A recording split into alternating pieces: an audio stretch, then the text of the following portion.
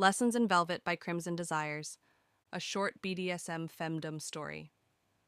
Chapter 1. The Invitation. London was never quiet, but Isla Quinn had learned to hear through its noise, the pulse beneath the traffic, the breath between arguments. On the morning the letter arrived, she was writing an article about the economy of distraction, unaware that distraction was about to find her. The envelope was thick, ivory, sealed with a small circle of dark red wax. There was no return address, only her name written in looping black ink. Isla Quinn. The handwriting was elegant and deliberate, the kind that belonged to someone who never rushed. Inside, a single card. You are cordially invited to an evening of discourse and discovery at the Velvet Room. Attendance by invitation only. Friday, 8 o'clock. See? No location, just a street name in Bloomsbury and the faint scent of sandalwood clinging to the paper. Isla smiled to herself. An underground salon? Another secret club for London's overeducated board? Perfect copy for the magazine. She typed a note into her phone. Pitch: Hidden salons of London's intelligentsia. Still, something about the card made her hesitate. The paper was heavier than it should have been, and the red wax left a faint mark on her thumb like blood that refused to fade. She slipped it into her notebook and told herself she was only curious.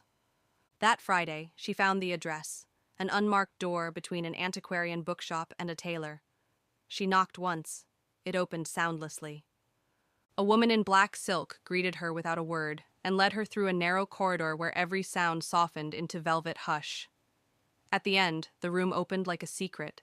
Shelves of books, candlelight reflected on glass decanters, women seated in quiet semicircles, and at the center, Dr. Celeste Armand.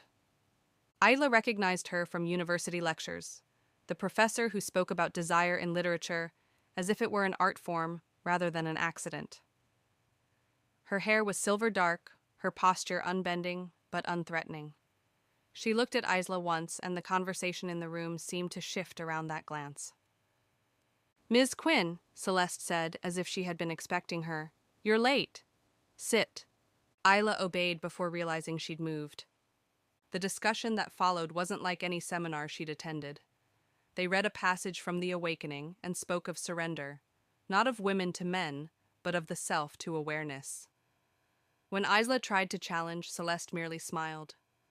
"Control," Celeste said softly, "is not the opposite of freedom. It's what gives freedom its shape." Isla left with her heart beating too fast, unsure if it was excitement or irritation. The next morning, she found another envelope on her doorstep. A second lesson awaits, should you wish to continue. See Chapter 2, The First Salon. The Velvet Room became an ache at the edge of Isla's thoughts. Every sentence she wrote for her magazine felt like an imitation of the words she'd heard that night. When she returned a week later, the atmosphere was the same, yet different. There were fewer women, perhaps 6, and Celeste presided from a high-backed chair upholstered in midnight blue velvet. Tonight's topic: obedience and authorship. Celeste invited Isla to read aloud from Virginia Woolf's essays. "Notice," she said, "how Woolf commands the reader without force. Power spoken softly still compels." Isla hesitated, aware of every gaze. Celeste watched her with that same stillness.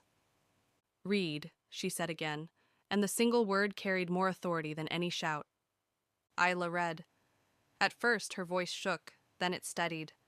With every line she felt something invisible pass between them, a current, a recognition. After the reading, Celeste approached her. "You have a journalist's tongue," she murmured, "sharp and searching. But tell me, what would you write if you couldn't hide behind observation?" "I don't hide," Isla replied. "Everyone hides. The question is whether you're willing to be seen." Celeste handed her a small notebook bound in red cloth. "For your lessons," she said, "begin with silence."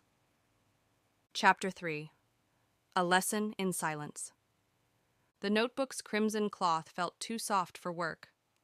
Isla kept it beside her laptop for 3 days, pretending not to care. But Celeste's final words echoed whenever she typed, Begin with silence. On the fourth morning, she closed her computer, left her phone at home, and stepped into London's grey hum, resolved not to speak. At first, it was a game. She ordered coffee by pointing, thanked the barista with a nod. But as hours passed, the city pressed closer, conversations she could not enter, thoughts she could not voice. Her own noise became unbearable. By late afternoon, she sat in the British Museum courtyard, writing in the red notebook. Silence isn't emptiness. It's what happens after argument. When she looked up, Celeste was there, standing by a column as if the city had conjured her. I wondered if you'd understand the assignment, Celeste said. Isla Almos,